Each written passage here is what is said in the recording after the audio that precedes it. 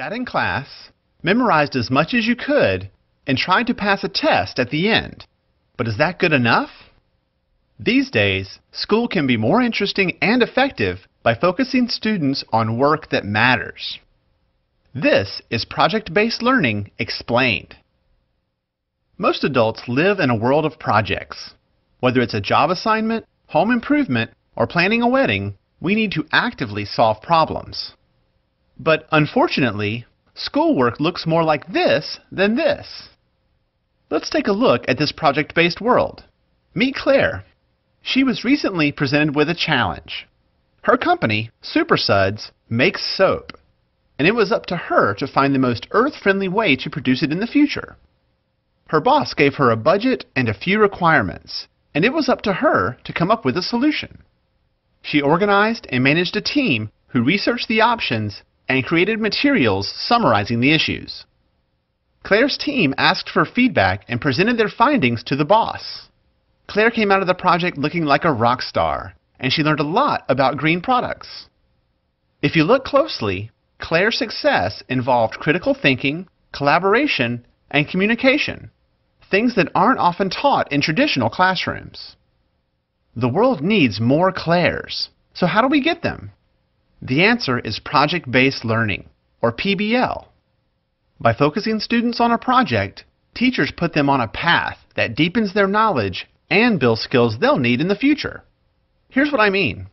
Mr. Simmons has always been a good science teacher, and his students do well on Friday's tests. Unfortunately, what they learned was gone by Saturday morning. That wasn't good enough for him.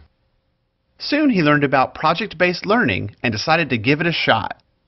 Mr. Simmons got the idea for his first project on microorganisms when nearly half of his students were suddenly absent with the flu. He asked his students why they thought so many of their classmates got sick at the same time. That lively discussion produced a lot of good questions and a list of things the kids wanted to know.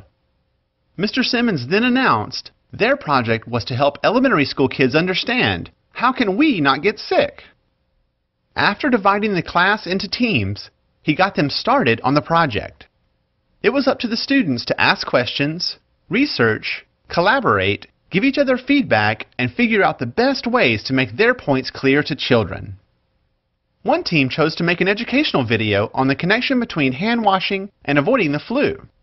Another chose to create posters to show how viruses spread. The project teams showed off their final work to an enthusiastic audience of parents and their children at a nearby elementary school.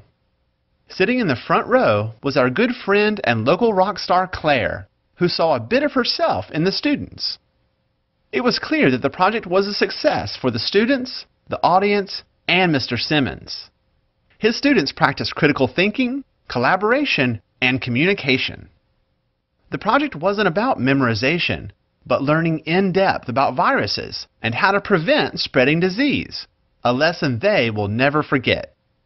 At the end of the presentation, Claire introduced herself to the students and told them that they were rock stars and that the world needs more people who can think like them. To learn more about project-based learning, go to BIE.org.